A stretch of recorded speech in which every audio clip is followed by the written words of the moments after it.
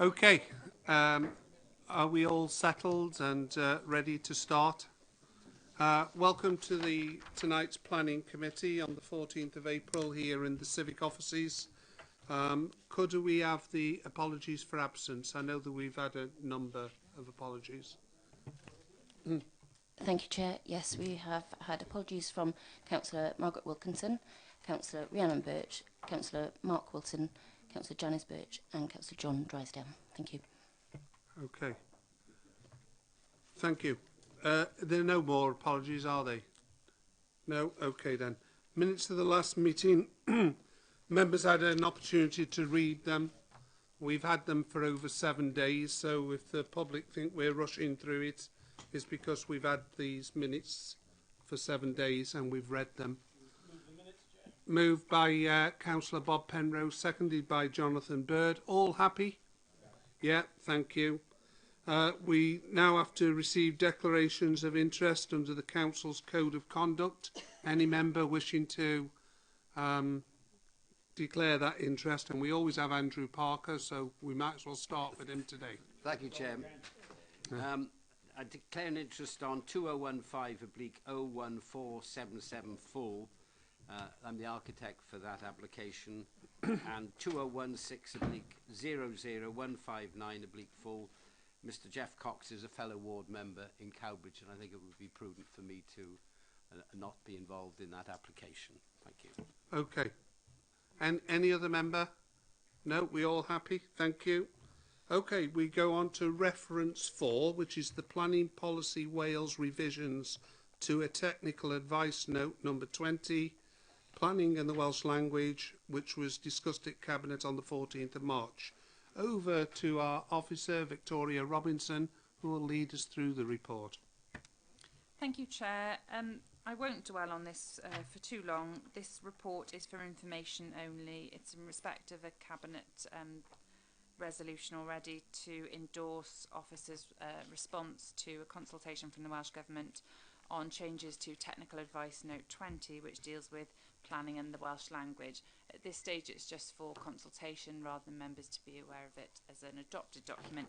It basically brings the Technical Advice Note up to date with Planning Policy Wales, which was updated earlier in the year, and to reflect the changes brought about by the Planning Wales Act 2015. Essentially, it is giving increased importance to the Welsh language as a material planning consideration, and giving advice to local planning authorities about dealing with the Welsh language through the local development plan process. We already have to take account of that advice that's in Planning Policy Wales for the purpose of our own LDP, and have done so through the action points arising through the inquiry that's currently ongoing, and the same more will follow through this technical advice note. Okay, someone move we note. Okay, happy? Thank you. Agenda item 5, which is the Planning Subcommittee, the Public Rights of Way, which I chaired back on the 17th of March. Anybody want to raise anything? Otherwise, we move we note. Yeah, Bob Penrose moves the minutes. Seconded? Yeah, Councillor Val Hartree seconds them. All in favour? Yeah, thank you. Agenda item 6, which is a report of the Managing Director for site inspections. Anything to add, Vicky? No, nothing to add. There you are. Move we note. Thank you. Agenda item 7, which is the report of the Head of Generation and Planning, Building Regulation Application and other building control matters determined by the Director under his delegated powers. Moved me note by Jeff James, seconded by Councillor Bird. All in favour? Thank you. Over to agenda item 8, planning applications determined by the Director under his delegated powers, which is on page 11. Anything to add, Vicky? Nothing to add, Chair. Move we note. Okay. Councillor Bird and Councillor Anthony Powell seconded. All in favour? Thank you. 9 appeals, that's on page 21. Vicky, would you like to run through the appeals? Very quickly, Chair, just to draw your attention to the appeal decision summarised in the report, which is another appeal dismissed, and to highlight the success of the Council so far at appeal this year, with an 86% success rate in terms of appeals dismissed. Seems like we're getting something right. So that's very good. Well done, Vicky, and your team. Any member want to add anything? No? Moved by Councillor Jeff James, seconded by Councillor Anthony Powell. All happy? Thank you. This is agenda item 10, report of the Head of Regeneration Planning. This is to do with trees and delegated powers. Anything to add, Vicky? Nothing to add, Chair. Moving note by Councillor Jeff James, seconded by Councillor Val Hartree. Everybody happy? Aye, thank you. We'll get on to the planning applications proper now. So we go straight to page 26. This is the Mount at Tregogan Road, Penmark, which was subject to a site visit today. For those members who came, those who didn't, you'll hear from our officer Vicky, and she'll run through the report. Thank you. Thank you, Chair. Yeah, as you've alluded to, a site visit was undertaken in respect of this property this morning, so members will have had a chance to consider the impacts of the development and in particular the impacts on neighbours, as there have been some neighbour concerns raised which are outlined in the report. Essentially, the application relates to amended plans that officers have negotiated. It's a two-storey side extension and some dormer alterations in the roof. Various conditions are recommended to deal with some of the issues that have been raised as outlined in the report in terms of neighbour amenity. For example, condition 5 deals with obscure glazing of the windows and requiring further levels details to be submitted under condition 4, and that materials shall be conditioned to match existing. Okay, any member? Councillor Jeff James. Thank you, Chairman. I'm really grateful to the members for coming out on a site visit tonight. And the neighbours to this development, the nearest neighbours to that and most affected in Gilston House, have had great concerns about this. But I wouldn't pay credit to the planning officer who, working with the applicant, has, I think, brought about a development which is an improvement on the original, and I'm happy to move that the application before us be approved, subject to the conditions listed. Thank you, Chairman. Thank you. Seconded by Councillor Bird. Anybody else? Otherwise, I'll move straight to a vote. No? Okay. Those in favour? That's clearly carried, isn't it? There's nobody voting against. Thank you. Thank you for that. With members' advice and good wishes, we'd like to move 84 Plymouth Road, which is on page 93, to second on the agenda, so that we've got the public speakers in place already. Members happy with that? And we take that item next. Okay then, so moving on to 84 Plymouth Road, Penarth, on page 93. I think this was called to committee by Councillor Clive Williams. Vicky, would you like to lead us through the report? Sorry? No, you lead us through the report first. Sorry, just checking procedure. Yeah. Okay, just to confirm, this is a two-storey side extension to the existing house. It is within the heart of the conservation area, and normally we are very careful about what we allow in terms of these sort of side extensions to semi-detached properties and so on. This is slightly unique insofar as it relates to quite a modern property within the conservation area. So as you can see from the plans on the screen and in the report, what is proposed is a relatively straightforward two-storey side extension set down and set back from the frontage, so that it's subordinate in scale to the original house. There have been a number of objections from neighbouring properties raising concerns in terms of the impact on the conservation area. There are particular concerns in respect of a yew tree on the adjoining neighbouring land, which have been addressed in some detail in the officer's report and in detail with the tree officer, who is satisfied that necessary conditions can be attached, which have been recommended to deal with the protection of that tree, which has been recognised as an important conservation area tree.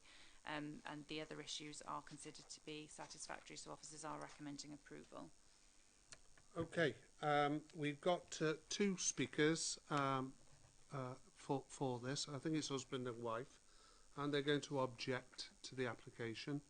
And I think it's Judith Cousins and husband, is that right?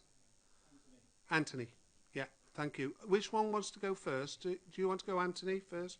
Yeah, I'll go first. Okay then, thank you. You've got 3 minutes and we'll start the clock now, Anthony. Okay. With regard to the tree, my major concern is the fact that the building is going to be actually built within half a metre of the trunk. And with the best will in the world, if you build a 2-storey extension half a metre away from the trunk of a tree, you're going to cause damage. According to the Root Preservation Area directives in BS 583, there should be a 7.2 metre radius from that tree, upon which there should be no building or no intrusion by contractors. It's clearly laid out. I can't see how they're going to build a 2-storey building literally on top of a tree without causing damage. They're going to have to cut, I would suggest, at least 30% of the tree away to build what they're going to build. And that will inevitably lead to problems later on, because they're going to have no access for any kind of maintenance or preservation, because the remainder of the tree will be abutting directly against this side extension. The second point I'd like to address is residential amenities. 2-storey infill buildings do not exist in Plymouth Road in the conservation area. This will be unique. To allow someone to build a 2-storey side extension in the conservation area is simply not been done before. And if it is allowed, it will cause problems not just to the look of Plymouth Road, but it'll cause us problems, because what we're going to end up with is an 8-metre high by 8-metre wide wall, which is built 3.85 metres from our front door and our front sitting room, which I think is pretty poor. Go home tonight or have a look in the morning, look outside your windows and imagine an 8-foot high wall, 8 metres wide, directly in front of your front door in your living room. It is not a pleasant prospect. Absolutely not. With regard to how much longer have I got? A minute and 8 seconds. Minute and 8 seconds. Thank you very much. I've read lots of guidelines. Thank you. I've lots of guidelines, and it suggests to me that you should not allow buildings a distance of 14 metres away from a side elevation which has a front door and living rooms.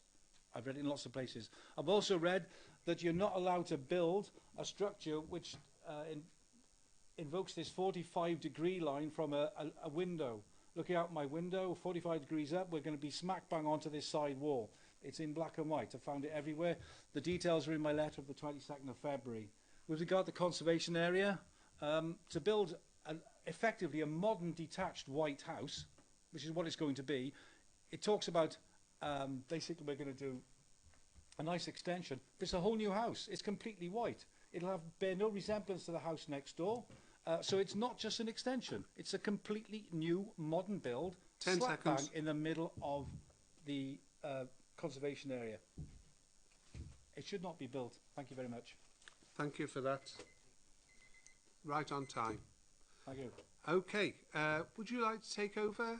Well, I think Sorry? my husband. We'll do them both together. Yeah, yeah. Turn yours off and. Okay. I think my husband has covered much of what I would have said anyway. 84 Plymouth Road is one of a pair of detached 1960s built properties. The remodelling of number 84 will result in it no longer matching its identical pair at number 82. It will stand out as being unique in a road of over 100 houses, of which only 4 are non-Victorian or Edwardian.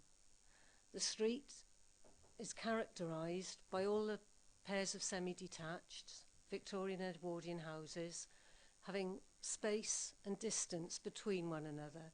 It gives a feeling of space, and to limit the benefit of our house to what we have in our driveway, because this new extension will be a mere 20 centimetres from our garden wall, is our boundary wall, our garden boundary wall, is very unneighbourly.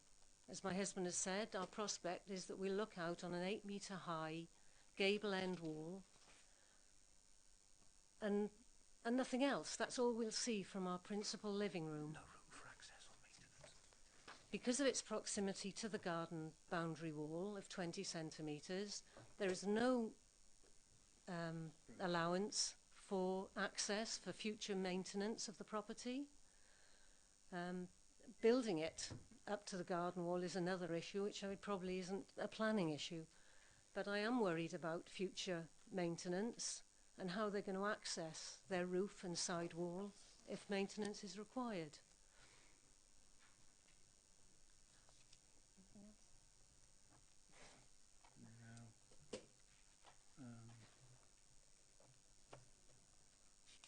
The planning officer I have spoken to over recent months was well aware of our concerns about the yew tree.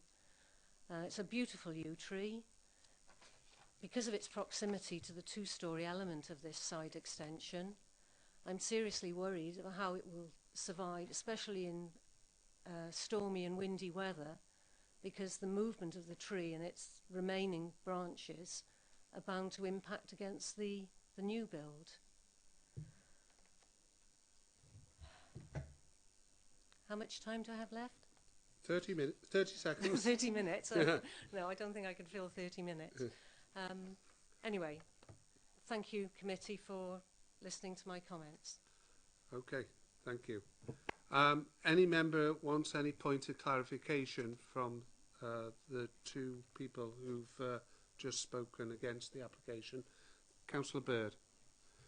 Could I ask our officers about the tree and what our tree... Unfortunately, you can only direct your questions at this point. Okay. Yeah, because no, the officer comes next, you see, and she can run through what she's said or he has said, and then you can ask questions of the officer. So it's any questions to the two residents? Okay. Doesn't appear to be any, so we've finished with you if you want to step down or wait there and we'll give you some assistance. Okay. The officer's going to go next and come back on whatever you've said. Okay. Thank you, Chair. If I can deal with the tree issue, I wonder if it might be useful to have Councillor Bird's question on that first. Okay, fine.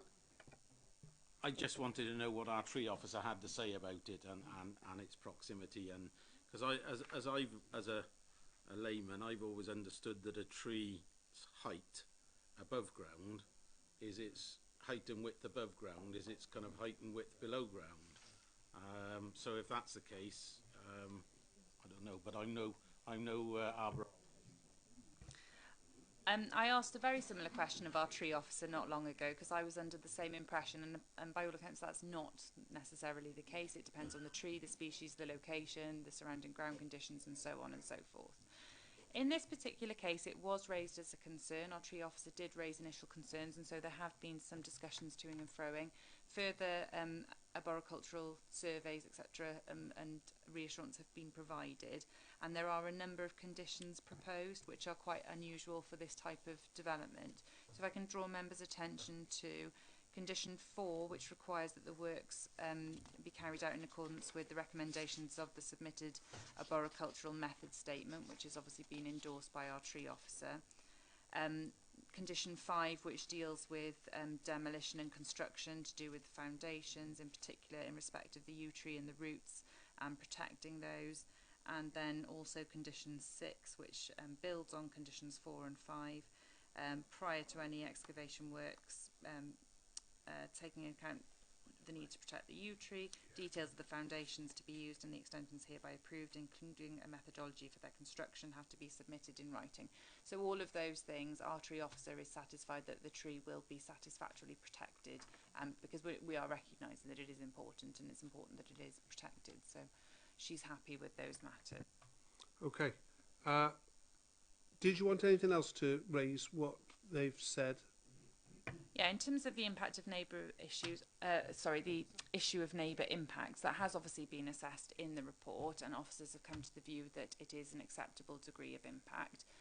Take into account the orientation of the property and the extension to the north of the neighbouring property, the existing arrangements in terms of the properties being relatively close together as is, and the outlook, whilst it will, certainly the extension will move closer. In officers' view, it's not to an unacceptable degree to warrant refusal of the application on the grounds of neighbour impact. Okay. Councillor Parker. Thank you, Chair.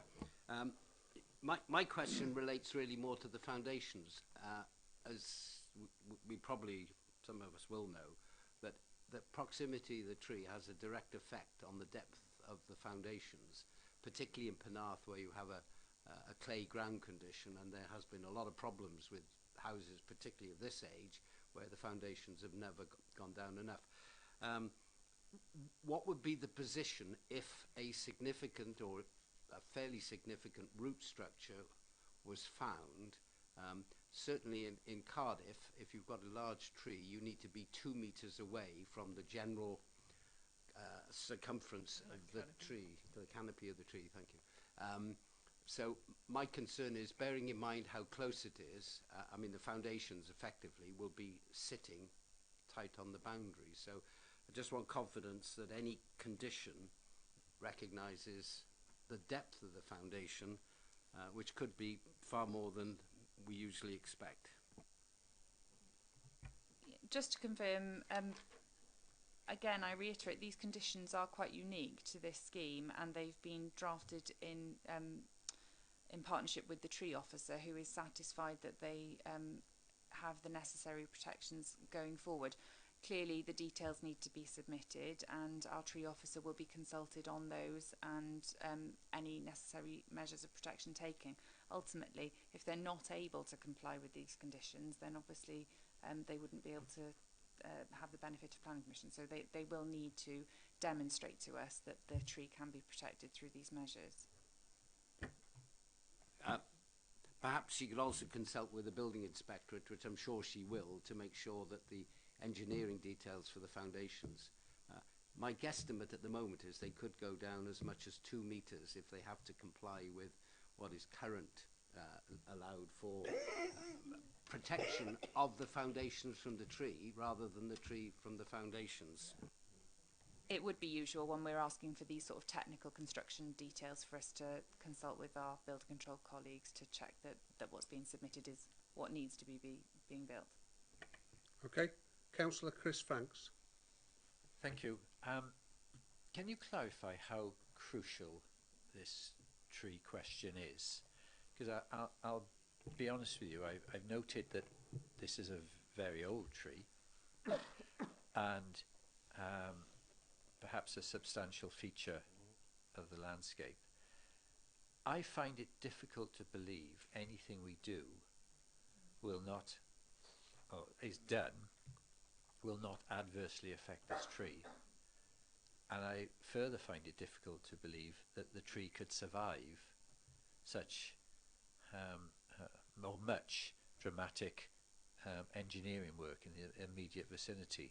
So how important is this tree in planning terms? Just to confirm, our tree officer and our officer in assessing this application has given the tree a significant amount of consideration, and certainly officers wouldn't at this stage be recommending approval to you if we weren't satisfied, as the tree officer is, that the technical information indicates that the tree can be protected through the measures that have been outlined in the condition. What we're being told is that if these things are done properly, that tree will survive. Is that the bottom line? That is the bottom line, yes. Councillor Audrey Preston. Thank you, Chairman. My question is about the proximity of this wall.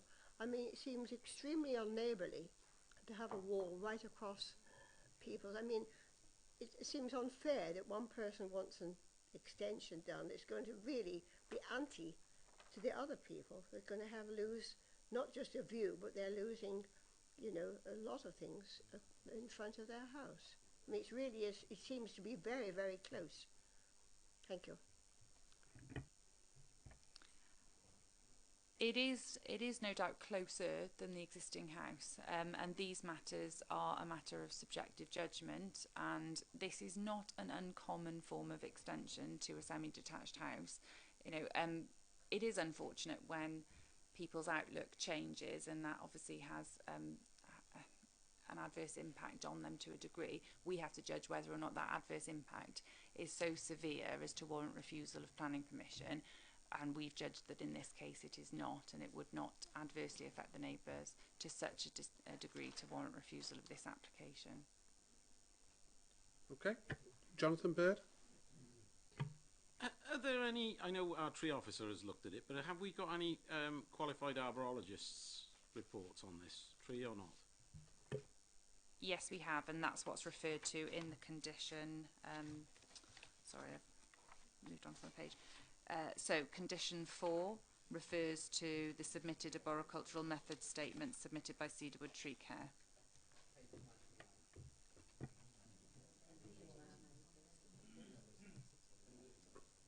Okay. Is that it, Jonathan? Yes. Thank you. Councillor Nick Hodges. Thank you, Chairman. I'm not going to talk about a tree. I'm going to talk about the actual extension. In the first paragraph, actually explaining what the application is, says the construction of a two-storey side extension, including integral garage, which places the existing utility area, garage and carport. And then I read then on the top of page 99, in the parking provision, which doesn't seem to be an issue, that the integral garage, as proposed, is not considered large enough to park a car, based on current standards. So, I hate to play the guessing game, and I'm certainly not Mystic Meg, but it makes me think that will this integral garage, which doesn't seem to be of use as a garage, be then later converted into an actual living space? And I'm just wondering, are we waiting and inviting further applications on this? Well, the problem you have I know, is but that it's you just can't. we're removed. You can't A say carport that. and garage is being removed to be replaced with a integral garage of limited car use. That's all I'm saying, Chairman. Right. I'm just wondering. Would you like to respond to that, Vicky? I think the report is quite explicit in stating that very fact, that the integral garage will not be a parking space. So the assessment is that to the front of the house there will still be sufficient room for 2 vehicles to park off-road. In other words, it doesn't matter to us whether they convert the garage or not, because we're not relying on it for a parking space. The report's making it clear that that assessment's been made on the basis that it won't in fact be a parking space. Now, the fact that they're showing an up and over garage door would suggest to me that they want to use it for some sort of storage that still acts like a garage but not for parking a vehicle. Plenty of people do that, and there's no reason to object to that. I don't see that we would have any issue really with them converting the garage to living space, given that there's adequate parking on the site. Okay. Hold on, before you, there's a number of speakers. Sorry, Andrew.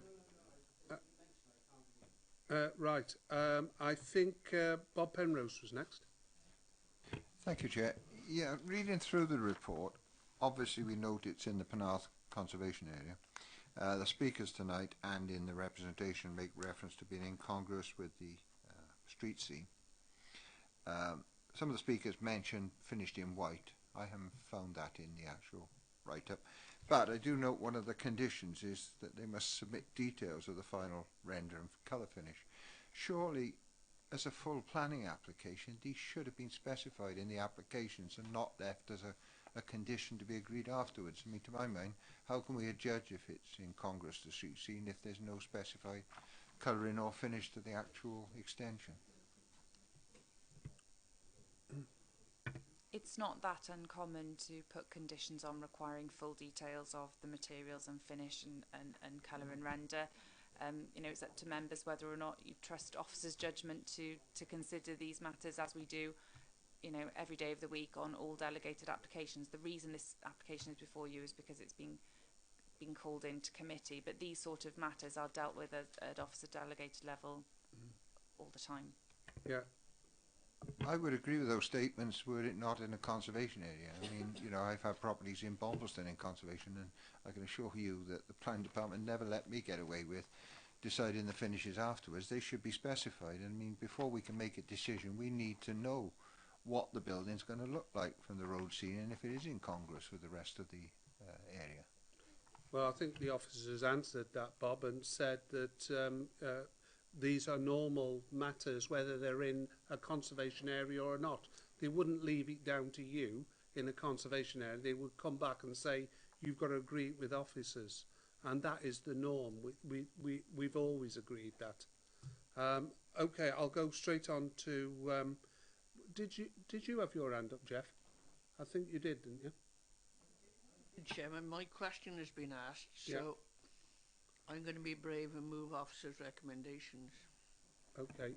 Before you do, I think Andrew Parker was eager to come in. He is eager, yeah. Yeah. I'm looking at a garage which is not a garage. I can't read the dimension from here. Perhaps Jane can... What is the depth of the non-garage? Is it 2 or 3 metres? 3.2 or 3.3. Yeah, so it's not really... I mean, you can't call it a garage because the standard... There is a standard set by the Vale for a garage. And the other thing that I'm just slightly concerned is that you said 2 parking spaces. You're happy that that is acceptable for a 4-bedroom house, because it looks to me on the Parking plan that standards it have could gone be up the difficult to wall. get the 2 spaces in. Side by side. Yeah. Your Yeah, lights on. Oh, sorry, Vic. Thank you. Yeah, just to confirm, 2 spaces is satisfactory, and I know that we will come on to discuss this on another site later on, but our parking guidelines relate to maximum standards in accordance with Planning Policy Wales, which says that we shouldn't be imposing minimum standards anymore. We should be imposing maximum standards, and 2 parking spaces is certainly satisfactory in that regard in terms of a 4-bedroom house. Okay. I don't think I saw any more hands up to speak. Oh, yes. Clive Williams wanted to speak, didn't you, Clive? Thank you, Mr. Chairman. Can I thank my fellow councillors for their interest? I feel every sympathy for the objectors because their objections are well laid out and very valid. They've lived in their home for many years and is now totally affected by the alteration of the adjacent property and proposals. Now, unfortunately, we all live on a knife edge, depending on our neighbours there, and developers that quite often want to just improve the property, make a profit and move on. Anthony and Judith have spoken far more eloquently than I could, and I totally respect our officers and their views on this. But as the local councillor, or ward councillor, I feel it's my duty that I must ask for a refusal, Mr. Chairman. Okay, you got a second? Thank you. Yeah, you. So Clive is asking for a refusal, and Jonathan Bird has seconded. Okay. Right. I think we'll go straight to a vote then. Yeah, the one for the approval, have we got a seconder for? Yeah, Councillor Anthony Powell or Andrew Parker. Those moving refusal, please show.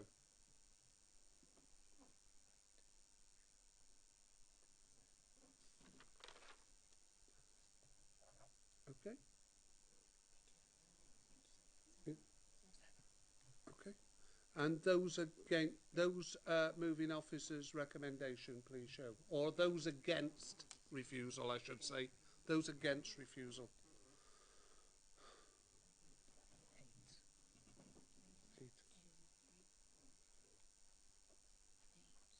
8. Okay then.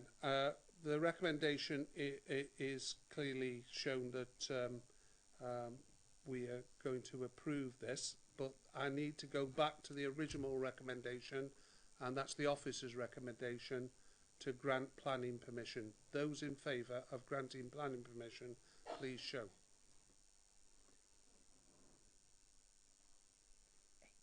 8. Those against? 7. Any abstentions? Nope. Thank you. That's carried. Yeah. Okay, then we brought that forward. 3 now will be the land at the former bus depot site at Chapel Terrace. I think there's some late representations on this. It's on page 39, and it was subject to a site visit, very interesting site visit. So I'll ask Victoria to go through the officer's report. Thank you, Chair. Just firstly to draw members' attention to the late representations that have been provided. Firstly, we've received comments from the Council's landscape section confirming they're satisfied with the landscape proposal, and that has therefore overcome the need for condition 15, so we're recommending that that be removed. Secondly, myself and Mike Clogg, who's here from Highways, met with the agents on this site a couple of days ago. Following that meeting, some representations from the agent have been submitted, and officers are recommending a slight change to condition 5, which is set out in late representation number 2. This deals with the requirement for off-site traffic calming measures in the vicinity of the site, which should first be informed by speed surveys to be undertaken in the vicinity of the site. In terms of the proposal itself, this application is for 15 affordable housing homes, comprising 9 2-bed houses and 6 1-bed flats on the existing brownfield site, which is served off St Lythans Road at Tunarodin, just north of Culverhouse Cross and the former ITV site, which is currently under construction for housing. The site is within the open countryside. It is a green wedge for the purpose of planning policy. Nevertheless, this is being assessed as an affordable housing exceptions site. There are a number of issues. There have been a number of objections to the application, which are outlined in the officer's report. The Highway Authority are objecting to the development in terms of the sustainability credentials of the site in terms of its location, as opposed to the site-specific details, which have been agreed as satisfactory with the Highways Authority. Mr. Clogg's here this evening if any technical comments to do with the highways access on the site. Officers are recommending approval of this scheme. Obviously, we've had schemes come before us before in terms of affordable housing's exception sites, and they very often are quite difficult sites in terms of their location and their sustainability credentials and so on. Officers have assessed this very thoroughly and have come down to a balanced judgment recommending approval of this scheme as an acceptable form exception site development for affordable housing. Yeah, we'll take the local member first. Jonathan. Thank you, Chair. Right, much as I would love to see this scheme happen, it is a very untidy and messy site. I have some major concerns. Another one I've just noticed now, which is the bin store at the bottom of the hill, and these are affordable homes. It's quite likely that vulnerable and old people will be living in these homes, and the bin store is at the bottom of a steep slope. It's just a minor one, and I found that quite amusing, but I'll start at the top of my list. One, the agricultural access that is being proposed to the ground at the back, which used to be the quarries and now agricultural fields, is unsuitable and engineeringly impractical, and without shifting thousands probably of tons of muck. There is a 10-foot difference in height between the road that they're showing a proposed agricultural access on and the actual height of the access, the current access. So the only way I would be happy with that is if if one of the houses was dropped off and the agricultural access remained through the site. 2, I agree with highways entirely. The pedestrian access to the A4050 and to the pub and the children's play area are totally unsatisfactory and dangerous. It is a very busy lane with traffic moving at quite some speed down there. It is steep, wet, it's poorly drained, and I'm talking about the highway as well as the access road.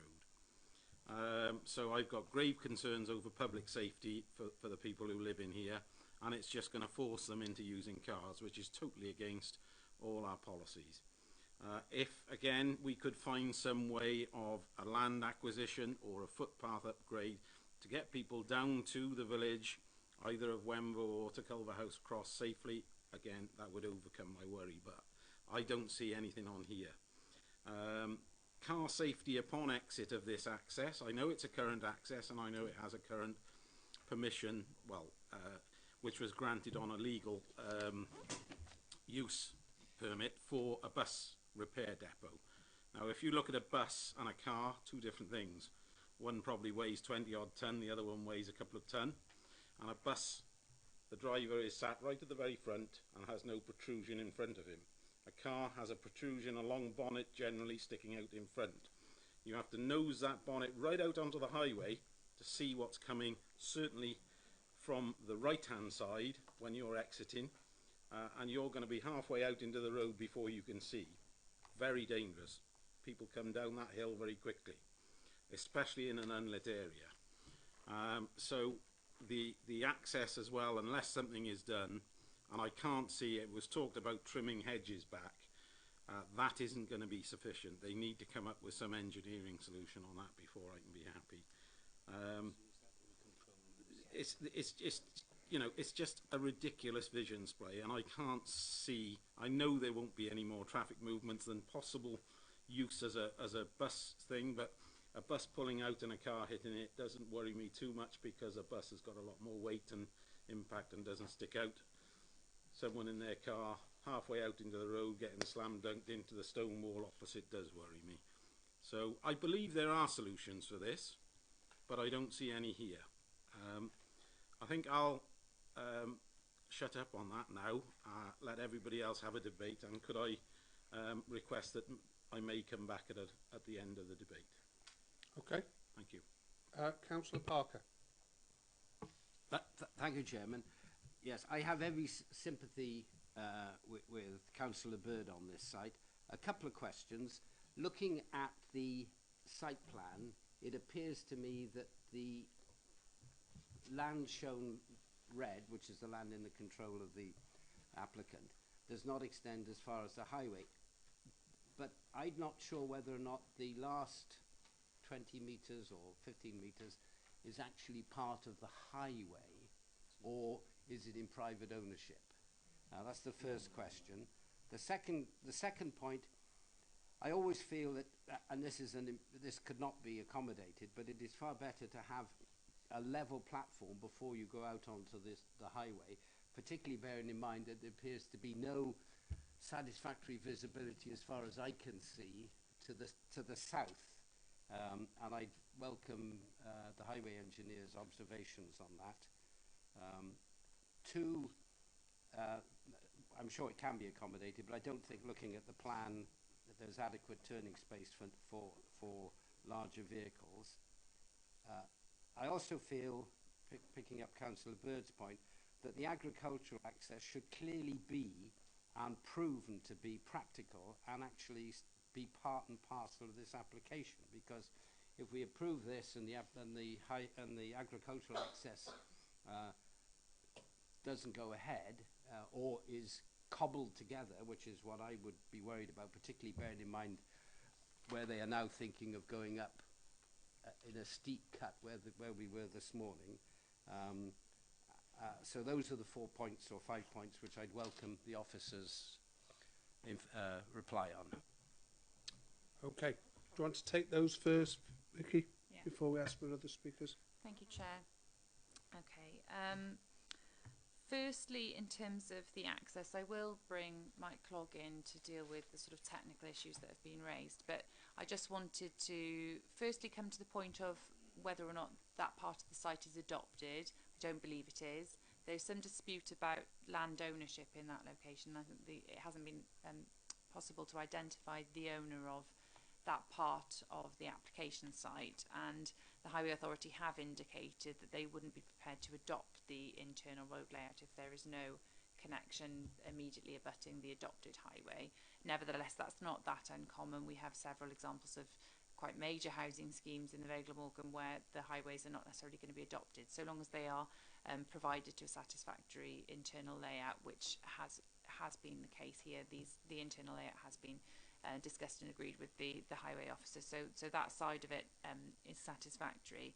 In terms of the existing access, again, it hasn't raised a highway objection in terms of intensification of the existing access because of the established use of the access. So whilst your concerns have been noted by the highways officers in terms of the visibility displays, given the existing use and nature of the site, then we wouldn't be able to sustain a refusal on planning grounds for that reason.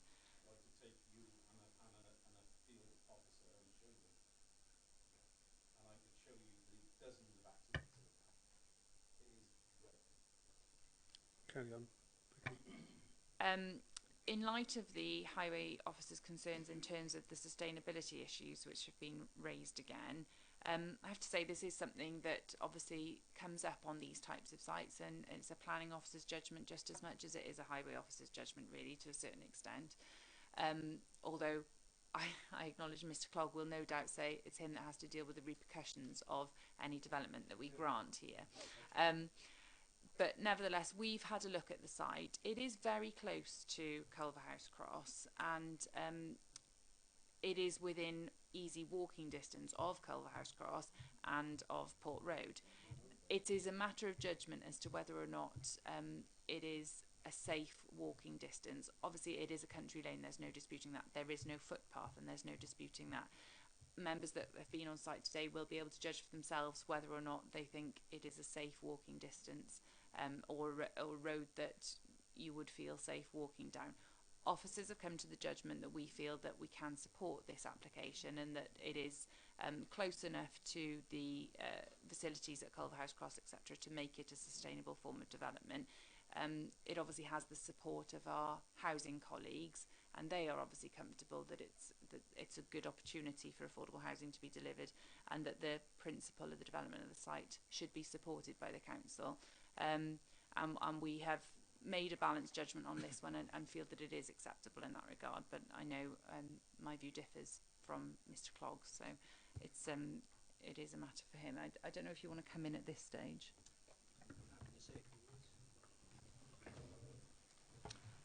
Thank you. Yes, just want to clarify that the highway objection is in relation to the sustainability of the development, it being located outside of the recommended walking distances to public transport, and those who visited the site earlier today will obviously also realise that the narrow lanes provide no footway access, and there's no lighting along the route to provide good facilities, good access for pedestrians to the site in the future. So the objection is primarily in relation to the sustainability side of things, and as Vicky has mentioned, I do have a concern over the future safety of pedestrians and potentially cyclists using the route, potentially during the summer months when the weather's good, and the evenings are light, then perhaps the safety is not so much of a concern. But when you think about the access to the development in the darker winter evenings when it becomes dusk at 4:30, 5 o'clock, then certainly people coming home from work at that time, or perhaps children and parents trying to access the development on foot, it's totally unsuitable. And we have significant concerns over the safety of people accessing the site on foot. Obviously, if they're not able to access it on foot, that is only going to exacerbate the number of private vehicles that are used to access the development. Again, Vicky mentioned that we've had a meeting with the applicant, and that's correct. However, the mitigations that we're looking at will in no means remove the council's or the highway department's objection to this particular development. It will be simply a means of looking to try and mitigate the safety issues should planning committee decide to go with a recommendation for approval. You know, it still remains the case that there is little opportunity to provide a good footway access to this site without significant land take either side of the access or either side of the existing St Lythans Road, in my opinion. And yeah, I would probably contradict Vicky in saying that you know, it's not an easy walking distance from public transport, and certainly in my professional opinion, it doesn't provide a safe walking route by any standards at all. Thank you. Okay. Only one point that wasn't answered, which was the information which I actually haven't seen, the information which might have come forward on the improvement of the agricultural access. But is my view correct that because of the importance of that, surely that should form part of this application rather than a condition, because obviously the land is outside the control of the applicant? Thank you. Can I just bring up a plan that was submitted to us today in light of those comments that were made at the site visit this afternoon? Bear with me.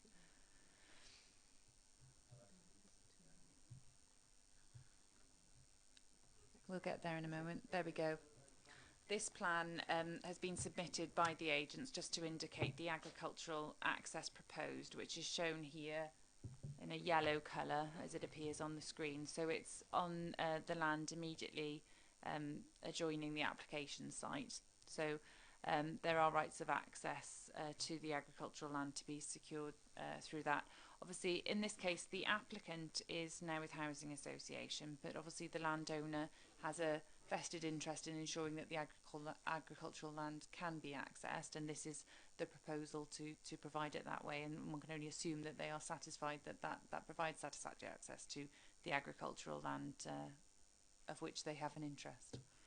Can I ask, at the end of the yellow going up, there's a little bit of blue or green or whatever. I presume that's the area which they intend excavating? There's a 10-foot difference between the yellow area and the blue area in height minimum.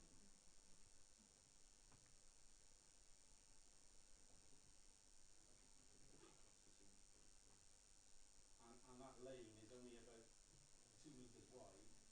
Typical agricultural machine is 2.8 metres wide. And that's a standard one. The information submitted doesn't clarify what the blue area is.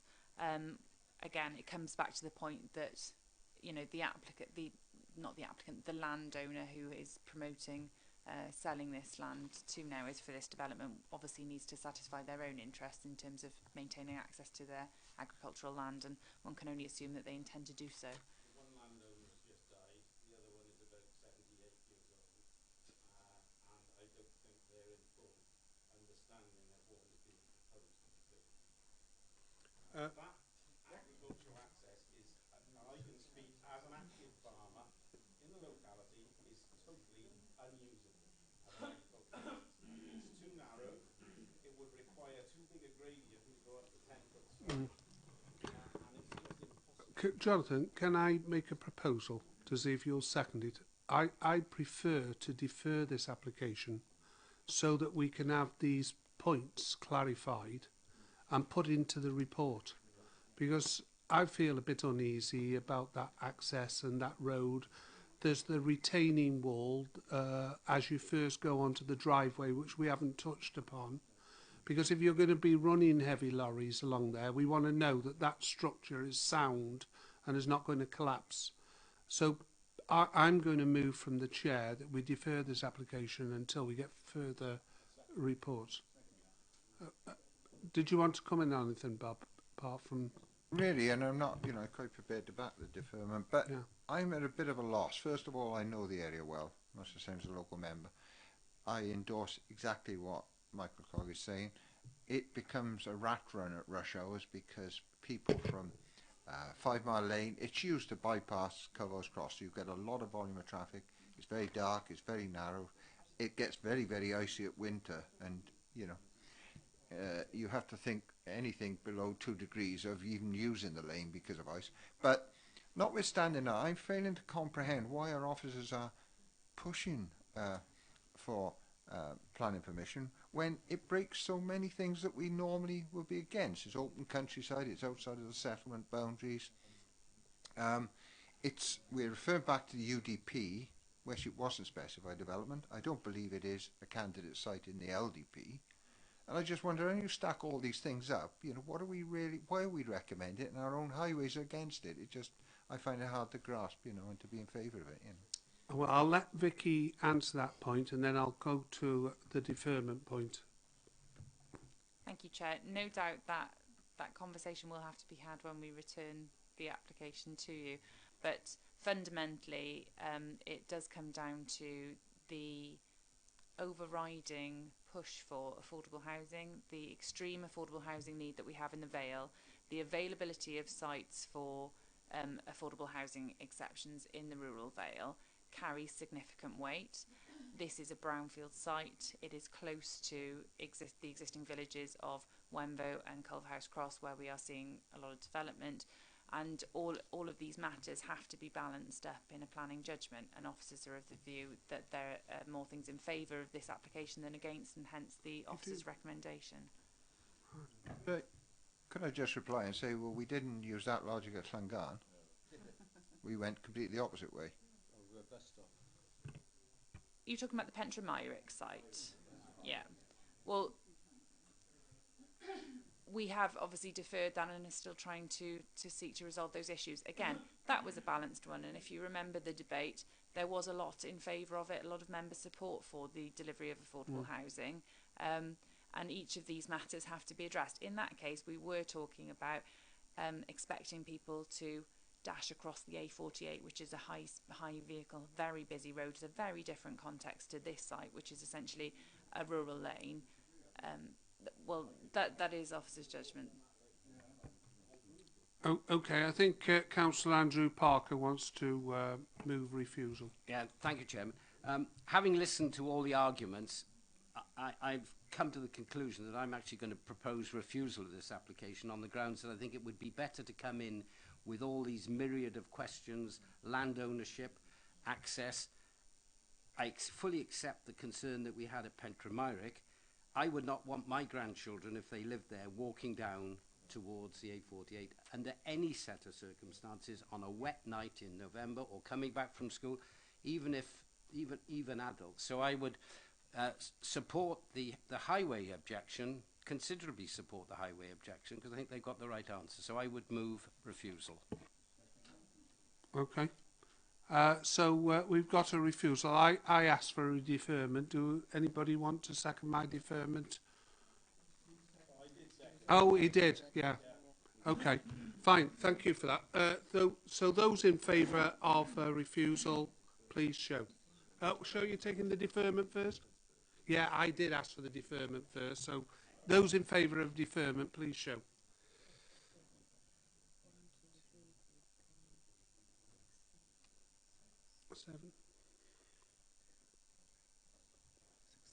Seven.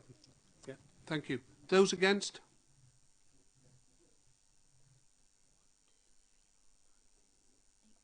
Eight against. So it's a refusal. Yeah, now we're going to have to ask you for reasons.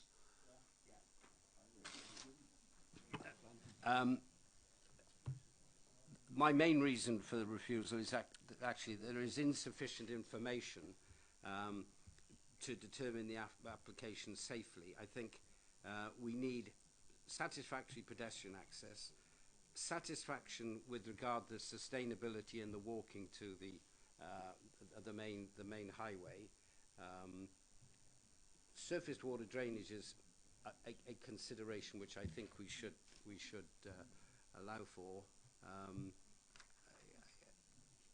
I would have liked a little bit more time to actually come up with the real genuine reasons, but I think that covers exactly what Yeah, I would consider.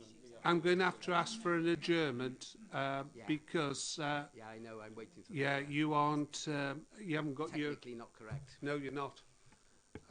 So shall we move to adjournment? What's technically not correct about a refusal on the grounds of highway safety Well, and sustainability? yeah. Sufficient reasons. Fred, sorry. Yeah. What I could do is I'll withdraw my recommendation for refusal, and let's have a vote on the officer's recommendation. We already have. We already done it. You've done it. Yeah. Yeah. Sorry, Chair, can I step? Yeah. Vicky'll explain it to you. Sorry, then. sir. I'm slightly concerned that you're introducing the issue of sustainable drainage, which we haven't even discussed in the debate or looked at the. Okay. Not everybody was at the site. No. I'm concerned about you raising that as a reason for refusal when our technical officers have not raised any concerns on the drainage of the site, and very often development of a site can actually overcome existing problems to do with surface water drainage, so I would be very wary to introduce a reason for refusal on those grounds. If you want to discuss, I've listened to the debate. Obviously your concerns relate to the sustainability of the site and the safe highway access to the site. What I would prefer, if we can have an adjournment for 5 minutes so that I can just put some wording together which refers to the relevant planning policy.